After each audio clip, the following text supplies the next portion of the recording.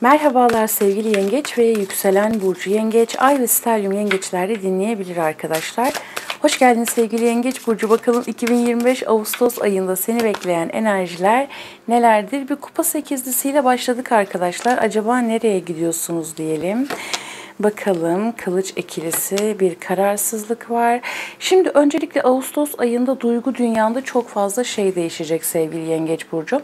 Ve bazı yengeç burçlarında arkadaşlarım duygusal olarak iki kişi arasında kalma durumları söz konusu gibi.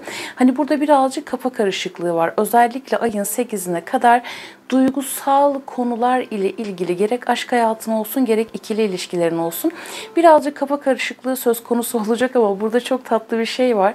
Uzun süredir adım atmasını istediğim biri varsa sevgili yengeç burcu bu kişiden sana çok tatlı bir adım gelecek diyor. Hemen şöyle bir bakalım. Kupa üçlüsü. Yıldız kartı çok güzel ve şöyle bir durum var arkadaşlar. Hatta biz kartların hepsini açalım ya. Tılsım ikilisi. Kupa dokuzlusu. Kılıç, bu çok kötü oldu şimdi. Bakalım hepsini açalım. Kılıç kralı. Ya şu çok dikkatimi çekti benim. Kılıç beşlisi. Yani sevgili yengeç burcu dedikodulara, arkadan iş çevirmelere, hırsızlıklara, ihanetlere karşı çok dikkat et. Yani özellikle de sözel olarak birileri seni o kadar çok aşağıya çekmek isteyecek ki kartların hepsini alalım bakalım yani nedir diyelim. Ama asıl dikkatimi çeken şey ne oldu biliyor musun? Sen bu ay çok parlayacaksın. Yani ne olursa olsun bak ne olursa olsun senin ışığını, enerjini, zekanı, özellikle o analitik zekanı çok rahatlıkla kullanacaksın ve net keskin kararlar vereceksin, çizgiler çekeceksin. Bunu ya şimdi bu sende çok yüksek olacak. Tılsım olması, değnek beşlisi, Azize, kule. Bir kart daha alalım. Yani bunu çok kıskanacaklar. Ben bunu aldım. Destenin altında da İmparatorça kartı. Değnek sekizlisi bakalım. Allah Allah. Kılıç üçlüsü. Yengeçler bu ay bayağı böyle bir karışık gibi gözüküyor arkadaşlar. Son kartı alalım. Aşıklar. Tamam, destenin altında İmparatorça kartı gelmişti zaten. Şimdi yengeç burcu öncelikle dikkat etmen gereken şeyleri anlatacağım. Dikkat etmen gereken şeyler neler dediğimde. Şimdi birincisi Ağustos ayında kafa karışıklılığına dikkat et. Yani kafanın karışmamasına dikkat et. Bir de böyle iki seçenek arasında çok kalabilirsin. Hatta bazılarınız iki iş birden oluşturma noktasına gideceksiniz. Aynı anda iki iş, iki proje oluşturma durumları söz konusu olacak. Yani yengeçlerde bereket anlamında çok yüksek, enerji anlamında çok yüksek, güzellik anlamında çok yüksek. Doyuma ulaşma noktasında bak en başta doyumsuzlukla başladık. Yıldız kartı da artık doyuma ulaşmaktır. Yani en zirvedir. Oralar tamam da dikkat etmen gereken şeyleri söyleyeceğim. Şimdi öncelikle kas kemik rahatsızlıklarına dikkat et, bu bir. Kas kemik rahatsızlıkları, kalp bölgesiyle ilgili rahatsızlıklar, özellikle kötü alışkanlıkların varsa ufak tefek böyle kalbin incinmesinden tut ufak tefek hani kalple ilgili sıkıntılar olabilir. Aile içerisinde yine ufak tefek aksaklıklar olabilir. Bir de ayın özellikle 16'sına kadar 15'ine kadar sevgili yengeç burcu, Ağustos ayının 5'i 15'i aile içerisinde çıkabilecek ufak tefek tartışmalar ve tatsızlıklardan bahsediyor. Fakat bununla birlikte aile gibi gördüğün kişiler, bak aile içi akrabalar veya aile gibi gördüğün kişiler ya da işte aynı sitede oturduğun kişiler, aynı apartmanda oturduğun kişiler, aynı iş yerinde olduğun kişiler, bu kişilerle kavga etmemeye, tartışmamaya çok dikkat et. Bu enerjiler birazcık baskın açıkçası. Çünkü burada bir anda birileri senin böyle tepenin tasını, hani denir ya benim tepemin tasını attırma. Buna dikkat et. Bir de baş ağrılarına dikkat et. Özellikle ayın 8'ine kadar 10'una kadar olan süreç baş ağrılarına dikkat et. Boyun ağrıları olabilir ayrıyeten. Şimdi burada arkadaşlar bazılarınıza doğal afetten dolayı Hani böyle çıkabilecek bazı olumsuzluklar olabilir. Ne bileyim hani yurt dışından izleyen arkadaşlarım da var pek tabii ki. Yani yangın olabilir, ufak tefek böyle yıkım tarzı bir şeyler olabilir, bilemiyorum. Bunlara da bir kısmınız dikkat edin. Hani uyarı amaçlı bu. Tedbirinizi almanız için açıkçası. Şimdi burada bak. Kılıç yedilisi, kılıç üçlüsü, kılıç beşlisi, kılıçlar havada uçuşuyor. Öncelikle birazcık ayın özellikle ilk yarısı gece uykusuzlukları yaşayabilirsin. Ve senin arkandan dönen bayağı entrikalı işler var. Bunlara karşı dikkat et. Sana karşı oynanan bazı oyunlar var, tuzaklar var. Fakat sen böyle o bütün minnoşluğunla bunları pek göremiyorsun.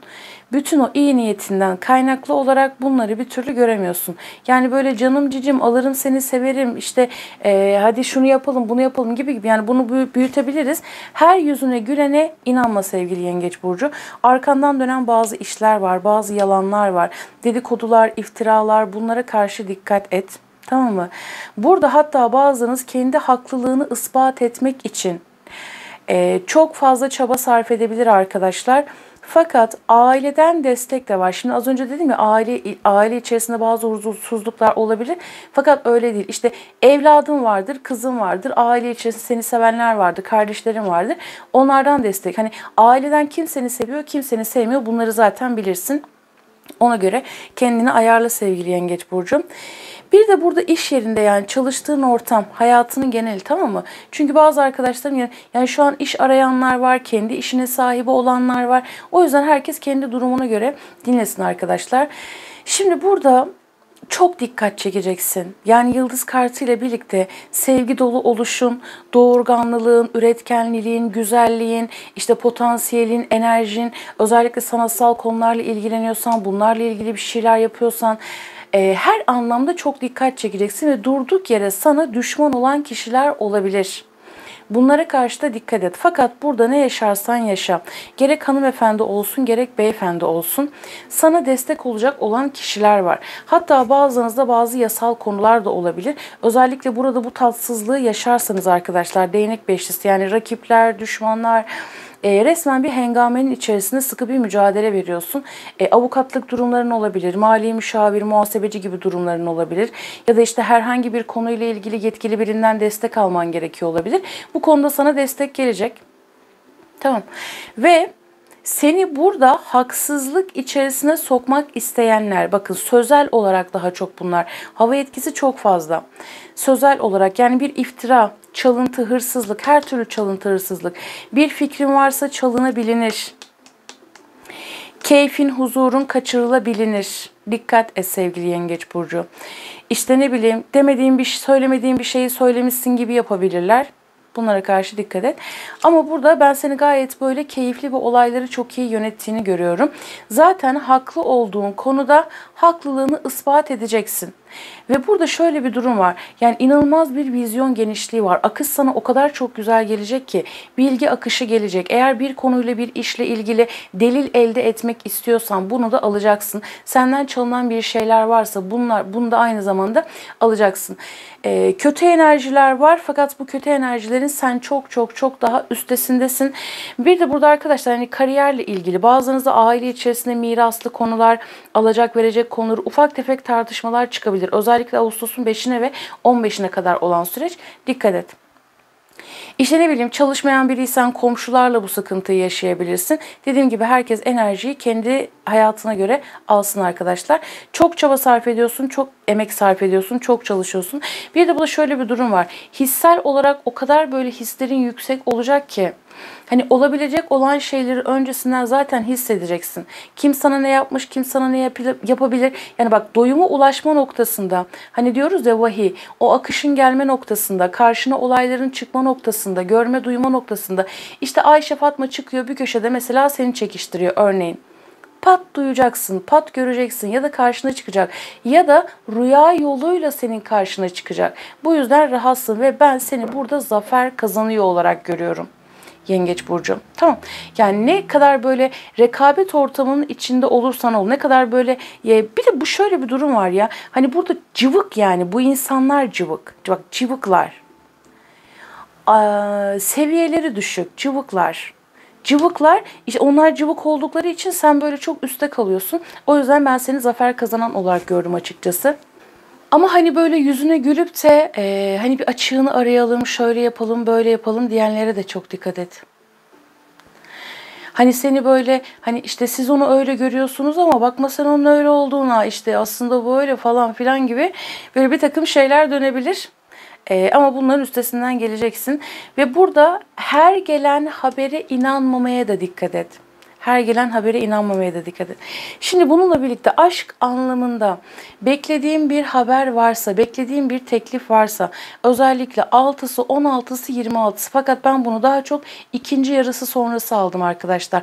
16'sı ve 26'sı sonrası. Duygusal olarak aşk hayatına ilgili beklediğin adım gelecek. Aynı zamanda yine 6 serisine gidecek olursak, kupa altılısı burada yok ama onu da dahil ediyorum şu an. Geçmişten bir ilişki de yine senin kapını çalmak isteyebilir. Dikkat et, ama aşkla ilgili de şöyle bir şey söyleyeyim. Mesela her senden hoşlanıyorum diyene de güvenme. Yani bu enerji her türlü çalışır. Hani kılıç yedilisi geldiği zaman ben zaten korkarım. Her türlü bu enerji çalışır yani. Bunlara karşı dikkat et. Bunun dışında sevgili Yengeç Burcu, burada senin eline geçecek olan çok güzel paralar var. Eline geçecek olan çok güzel kazançlar var. Bolluğun, bereketin çok artacak ve gerçekten çok büyük şans elde etmek var. Dedim ya az önce, en başta birazcık değinmiştim. Bazılarınızla ilgili, özellikle sanatla ilgilenenler, bu alanlarla ilgili, işte astroloji olur, tarot olur, diğer alanlar olur. İlgilenenler arkadaşım için, ilgilenen arkadaşlarım için diyelim. Burada kazancının artması, mevkinin yükselmesi, iki gelir kapısı elde etmeyle ilgili ve senin o hani her ne kadar seni aşağıya çekmek isteseler de enerji, motivasyonun yüksek olacak ve şunu söyleyeyim, hani imparatorça geldiğinde ben direkt ilahiden desteklenen dişil derim. Hem hani imparatorçada hep benim söylediğim bir şey vardı ya, hem kendi doyan hem de başkalarını doyuran. Öyle bir bereket var. Aynı zamanda Boğa ve Başak burçlarından, Yay burçlarından gelecek olan çok güzel destek var. Fakat yine de hani hava gruplarına birazcık dikkat et. Bir de çok küçük ateş grupları, ama bu ateş grupları hani böyle Koç, Aslan, Yay anlamında değil. İşte Koç burcu olabilir ama onun gölge tarafını taşıyan kişilere dikkat et. Bir de şimdi burada kılıç yedilisi, senden ne çalmak isterlerse istesinler. Bak, bu özel hayatın olabilir, ilişkin olabilir. Bir aldatılma, bir kandırılma var. Bunu öğreneceksin. Projen, fikrin, yeteneğin, ne çalmak isterlerse istesinler. Sen o kadar hani böyle sağlam bir yerdesin ki, çok sağlam bir yerdesin. Hem de çok sağlam bir yerdesin sevgili Yengeç Burcu. Hani ortaya bir şeyleri çıkartma noktasında başarılısın ve elinde deliller var. İşte ne bileyim, çok iyi bir sanatçısın, çok iyi bir proje çıkarttın ama asıl fikir sende zaten. Yani yaratıcılık sende, güzellik sende, endam sende. Anlatabiliyor muyum? Işıltı sende, sende de sende yani. Burada kesinlikle bereketlisin ve çok şanslısın. Sadece bu kıskançlıklara karşı dikkat et. Bir de böyle müşterilerle olan, işte iş yaptığın kişilerle olan ufak tefek zıtlaşmalar olabilir. Ama onun dışında ben seni kesinlikle çok bereketli olarak gördüm ve daha çok kadın figürlerinden destek alacaksın sen. Özellikle gizli planda duran, işte çok fazla böyle açık olmayan ama çok donanımlı, çok eğitimli, çok bilgili. Ve burada bak, aziz, azize, yani yetkin kişilerden de destek alacaksın. Konun neyse. Tamam. Şimdi bununla birlikte psikolojik olarak bu durum birazcık seni etkileyebilir. Etkilenmemeye dikkat et. Yani burada senin yapman gereken şey tam olarak imparatoriçe gibi davranman. Yani böyle cacıklar, cacık kelimesi doğru olmuş çünkü ben cacığı çok seviyorum. İnciklerle, cinciklerle diyelim. Cıklarla diyelim, anladınız siz arkadaşlar. Nokta nokta cıklarla diyelim. Hiç onlarla uğraşmana ve enerjini düşünmene gerek yok sevgili Yengeç Burcu. Peki bakalım. Ve şöyle bir durum var. Hani nasıl bir şey bu biliyor musun? Tuttuğunu kopartmak. Hani burada bak, aslan, buradaki aslan görselini görüyor musun? Hani senin ağzını yırtarım gibi. Böyle bir şey de olabilir. Ama burada hani şöyle bir şey değil. Hani o böyle mahalle kavgası tarzında bir şey değil. Yaptıklarınla, asaletinle, güzelliğinle, ortaya koyduklarınla bir had bildirmek gibi bir şey diyebiliriz açıkçası. Bakalım Rumi'den ne gelecek diyelim. 2 adet buradan alalım.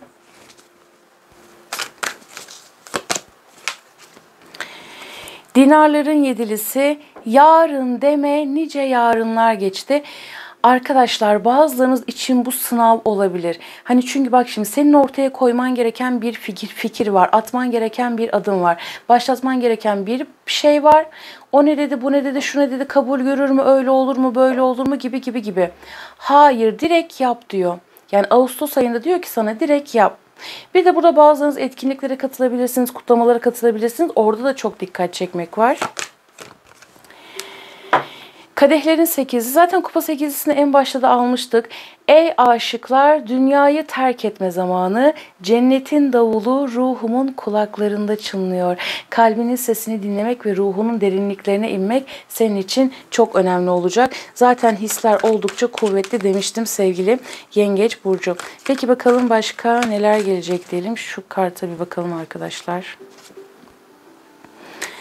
Gerçek benliğini tanıyacak, dünyaya gerçekte kim olduğunu göstereceksin. Bu özgünlüğünün ilk adımı diyor. Ve çekim. Hani bunu zaten söylemiştim. O yüzden düşündüklerine, hissettiklerine çok dikkat et. Özellikle dişil enerjiler arkadaşlar. Dişil enerjiler derken direkt hani hanımefendi arkadaşlarım için söylemiyorum. Dişil tarafı yüksek kişiler diyelim. Hani bunlar çok hassas konular. O yüzden zaten hissel olarak da hissedersin yani. Çekim yasasının etkisindesin. İlahi mutluluğu deneyimle, ışıltını o sıcak kozmik enerjiyle bağlı diyor Yengeç burcu. Yani asaletini koru. İç dökmek, stres, öfke, kaygıdan uzaklaşma zamanı, ruhunla yeniden bağlantı kur ve hepsinin dışarı çıkmasına izin ver.